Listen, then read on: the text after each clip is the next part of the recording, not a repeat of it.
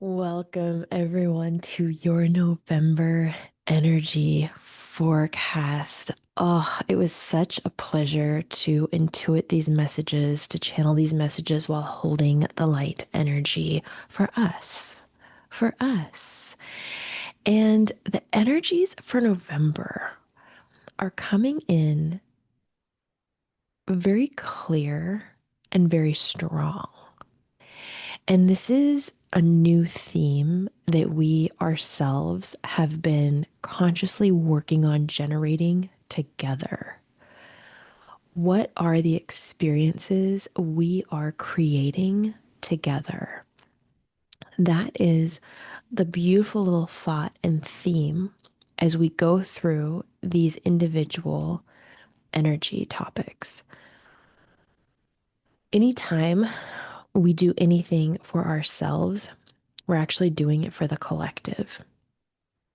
When I think about the Your Energy First title, this is meant for empaths and intuitives who are wanting to cultivate within themselves that fullness, that prosperity, not just for themselves, but for others, for their families, for their loved ones, for their communities, for their experiences.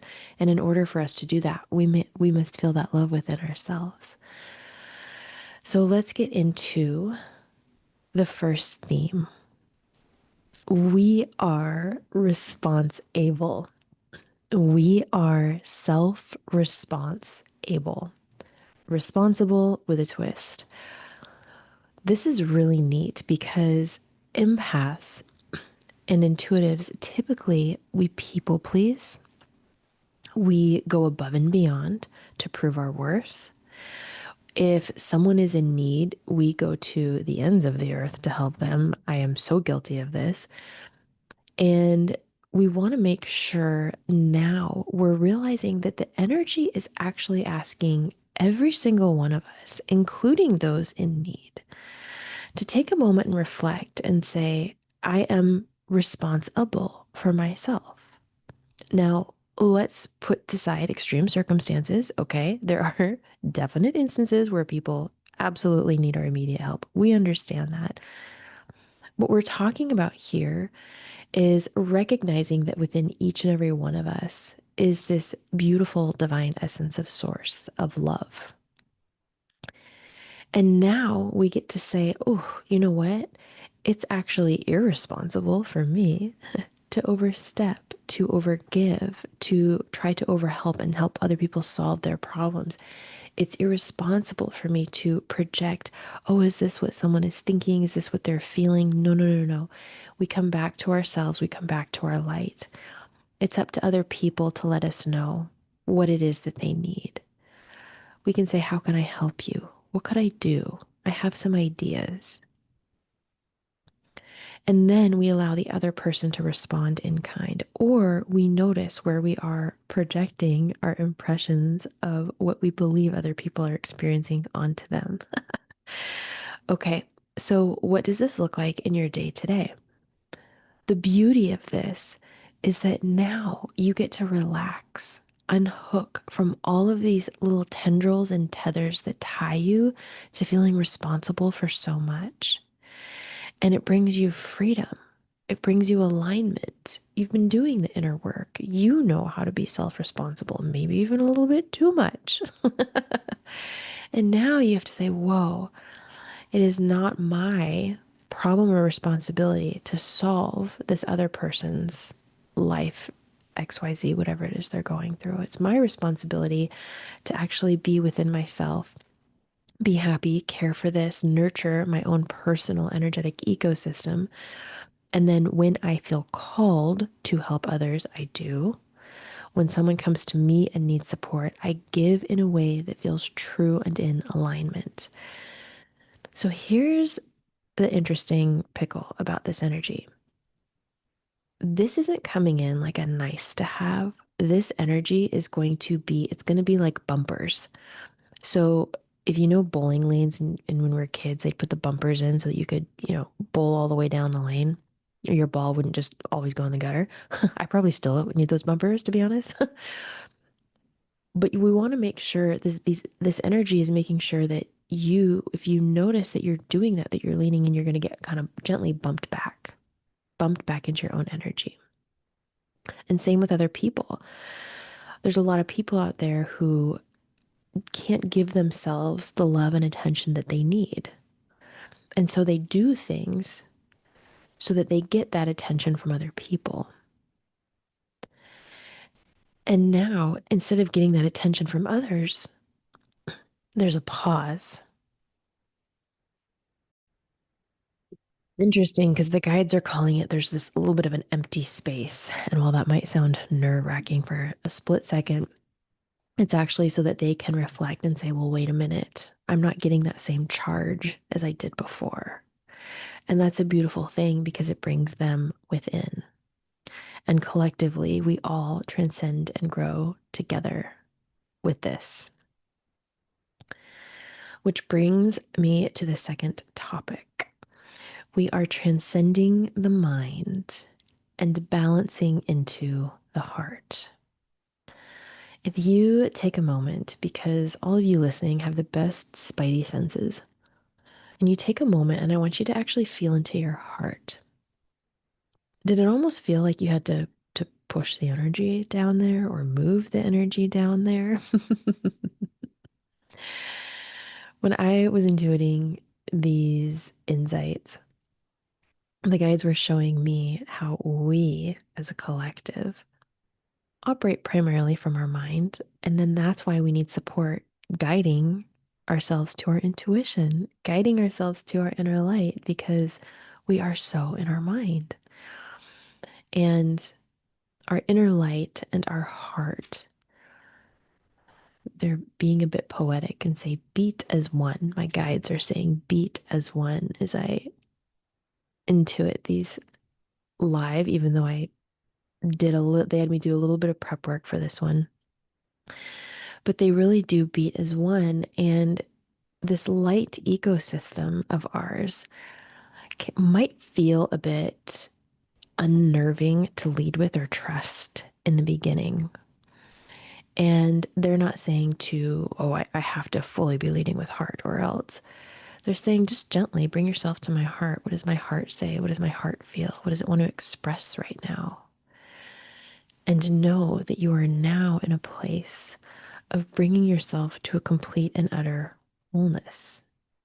And your mind's not going away. It's not going anywhere. It's still going to go pick up the snacks for soccer practice and, pay the electric bill, even though that's probably on auto billing, but you get the idea. But we're transcending the mind and we're getting to a place where not only are we getting familiar with our intuition, our energy capabilities, and our heart space, there's so much to explore there. There is infinite possibilities, infinite resources, infinite wells of beautiful vibrational energies ready for us to be curious and for our mind to bring into the earth plane experience. Which leads to our third topic. What are you letting in? What are you letting in? I hear a lot online about I need to stop scrolling, I need to stop doom scrolling, or social media is bad. And we're all intelligent and know that social media is built to keep our attention, keep us attracted, right? And then it tells us, oh, it starts giving us all these cool labels like, well, if, they start throwing things around like ADHD and neurodivergent and on and on and on. And some people legitimately have those diagnoses, but it's actually a much smaller percentage than as often as it's talked about. And what's really happening is we have allowed ourselves to be trained by something other than ourselves, be led by something other than ourselves. Oof. That's a chewy truth, ain't it? That's a chewy truth. We're gonna gnaw on that a little bit. And we're not gonna feel bad about it, but we're gonna realize we have choice. We have choice. And I feel good and I feel confident about my work around social media and how I personally engage with it. And I still go through seasons where I'm like, whoa, I am I'm scrolling. I could have a scrolling medal right now. And it's fun. And so I keep remembering the parts about social media that I absolutely love. The recipes, some of the insights and tips that have been so helpful, the fact that I've gotten to meet some of the most incredible souls in the world through social media. And I hold those pieces and I love them and I put my phone down. And I know there's a lot more of that to come.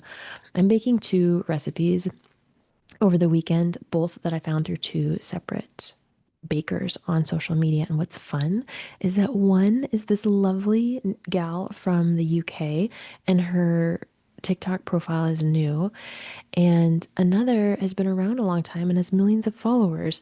So I love this. I love the fact that we get to meet people and learn from their stories and learn from their gifts. And so just to remember, it's not about social media being bad.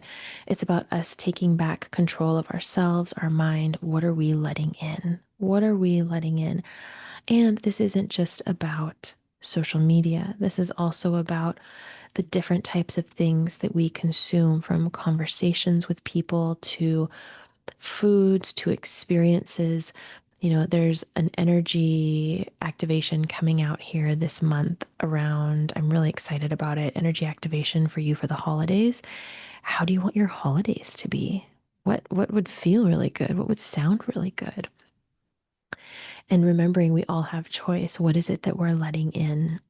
I know that that message is going to sink in just slightly differently for each of you. Okay, this next one, the fourth one, is money shifting hands. Money shifting hands. So, in previous forecasts, you've heard me talk about the energy of money and how I can see it's been moving from a more masculine structure into a more divine feminine structure. And these things take time. And when they brought in this theme of money shifting hands, they took me to months out. And what they explained is that you and I, being in the age of Aquarius and being more self-aware, they're saying in the best way, self-indulgent.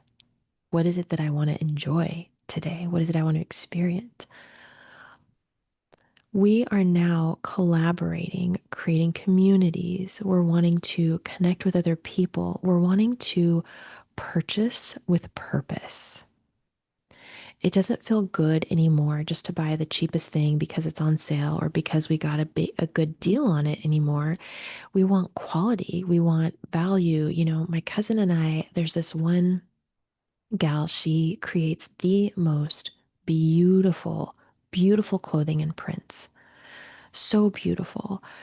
And her creative journey has been so beautiful to get to witness because she's constantly coming out with different and unique textiles and different and unique prints and different and unique clothing that really suits women and beautiful home decor. And her name is Johanna Ortiz. She's not from the US. I believe she's Brazilian, but don't quote me on that. I think I got that. No, Colombian. Sorry, my bad. Whoops. Anyway, um, but what I love about her process is you can tell she's just so in her creative flow, and what she puts out, you can feel the energy behind it. Just, it feels so good. And it's amazing to me that she can actually continue to put out so much from an artist's perspective into actual textile form. That's a really impressive feat. That is no small feat.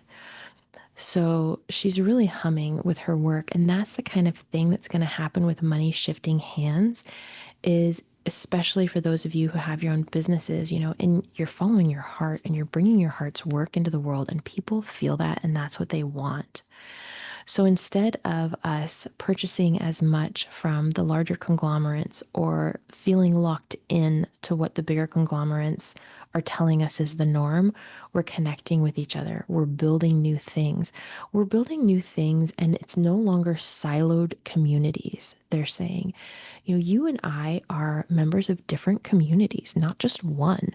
It used to be in the old days You were in a town, and I'm sure there was, pick your religion and, pick your structure, and that's what everybody was a part of. Well, now you and I are creating all different types of communities, and we're parts of different communities. And what's happening is we're making choices to engage with each other, to purchase from each other's skills and gifts and crafts. And we're in this age of Aquarius, so it makes a lot of sense. So money's going to be shifting hands in a very, very big way. It's going to be so interesting over the years because they're showing me some of these really big old structures crumbling. And don't, nobody panic here. They're not saying that, it's anything to be concerned about, but there's going to be some really big businesses that are no longer going to survive the way that they have for the last many, many decades. So money is shifting hands. And also let this be an invitation for all of us to remember this next part. So this is the fifth one. What is your craft? What is your creativity? What is your purpose? What is that thing? Maybe it's something that you do want to make a lot of money on, that you want to heal that abundance wound with, or that financial wound would be a better term. I say abundance because people can be abundant in their life and money still feels like they're holding it really tight, or money feels like the one thing that they haven't quite healed. And when we think about what's your craft, what's your creativity, the beautiful piece is that you naturally become supported for those things. It's like the universe says, oh, this is what you offer, and this is how the universe provides for you based on what it is you offer. A perfect example is Mother Teresa. She was so abundant. She was abundant in every single way. And look at the life she led because she was following her craft. There's an artist I follow on Instagram. I fell in love with his work a couple years ago, and he will use all different types of materials for his art. And he doesn't have many followers on Instagram. His work is tens of thousands of dollars. um, and not all of it. He's very kind and will do prints and at times have sales and those different types of things. But again, getting back to these communities, right? Parts of his communities wanting his work who weren't ready to, pluck down 13 grand for a piece of art, which I think 13 grand for a piece of art, I think people should be paid for that. So, what is your craft? How are you all providing to this different ecosystem? The universe says, oh, this is what you're really skilled at. We will provide. And Mother Teresa didn't need to be provided for by way of money, even though that did happen. But it doesn't always have to be that. It can just be you being fulfilled, being provided for, being happy. It can be in the form of wealth too. And the creative piece is important because if we don't have that, we're no longer evolving and expressing ourselves. When it comes to what is your craft, it doesn't have to be this one poignant thing. I'm a botanist, or I'm a painter, or for me, energy. It can simply be the things that you really, really love to do, that you bring forward in this world that people appreciate. They're, the guys just threw in this line like, make people appreciate it. Obviously, we're not going to literally make people appreciate our work, but I think about people in my life who are incredible hosts. They love to host, they create a cozy environment. They have such a way of making everybody feel welcome and at home from beginning to end. They love cooking. They love nurturing with yummy food. They love taking care of people. Like that is a craft and a gift. And then make sure other people appreciate it. Okay, here's what we mean. When they say make sure people appreciate it, it's actually make sure you receive it when people are grateful and express gratitude for your work. That could be in the sense of just saying it. It could also be in the sense of an exchange for money. So, and that's a key part too. I've shared this a couple of times, but if you're someone who's looking to heal that, financial relationship, getting really good at just receiving in general is the best way to start. Receiving a hug, receiving a compliment, receiving a loving text. Otherwise, what we're doing is we're blocking it. We're like, I don't feel worthy, or I was told I have to earn that. And instead, just let it come in. Let it come in. Okay. And the sixth one, animals. Animals are carrying a new vibration. Animals are carrying through new vibrations. This one fascinated me. As humans, we can only sustain so much energetically. Have you ever had those days you're like, I don't know what's going on, but I am tired, and you just zonk out for a nap and wake up feeling better, or like you need more time to sleep? And a lot of times that will happen because what's going on is the new energies are coming in and needing to knock you out a bit so they can come in and integrate, and you're in your head as we do. So, but animals are carrying new vibrations, and it's almost, I can't call them like a buffer or a filter, but it's like they're processing them, and they're fully capable of processing them so that we can slowly adapt. And yes, this can be pets. It's also the nature around us. And the guides are also, they just showed me, yeah, it was a gecko, very specifically a gecko. And they say even something as little as a gecko can carry a mighty experience. I'll be curious what animal symbolism starts showing up in your life. But just remember that the birds who are flying around you, if you're near the water, the animals there, the marine life around there, all of it carrying this new vibration for us, which is so, so sweet. It is an exciting month. It's a big month. And remembering that calm clarity that this month is bringing us, it's interesting because it feels like there's some pops of energy. And what this tells me is as we continue to nurture and understand and create that steadfast love within ourselves, that balance within ourselves, to remember when something pops or surprises us or comes in, we want to make sure we're centered and grounded in our light and in ourself. Where's my responsibility in this? Is my responsibility today to let it go? Is there something I need to integrate? Is there something I need to take aligned action on? And being responsible does not mean doing all the things for everyone. It means answering the call of where we're being designed to go. It's going to be a good month. I know that there's a lot going on in this world. And at the same time, the change is going to happen when we continue to love ourselves within.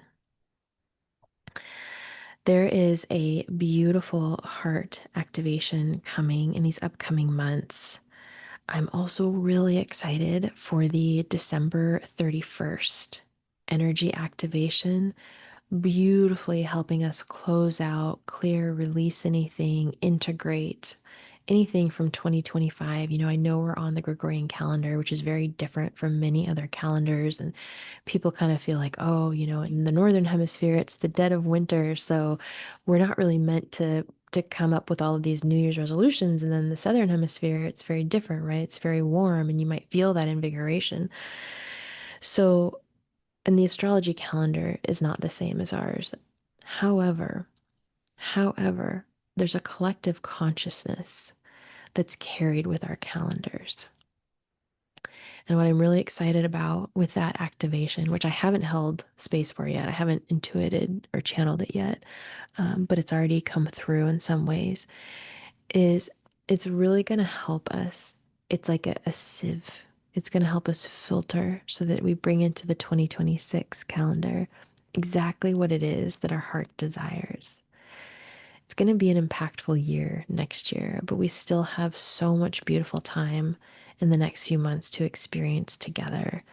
And I am so grateful to be walking this path with each and every one of you. If you're feeling called to deepen this work and would like a spiritual life coaching experience, I have some one on one private containers available now. And then I also have the intuitive practitioner training, the Magic Accelerator, for those of you who are ready to get really crystal clear on how it is you intuit and channel energy. How do you do it with integrity, not letting your mind and opinions get in the way as they do because we're human?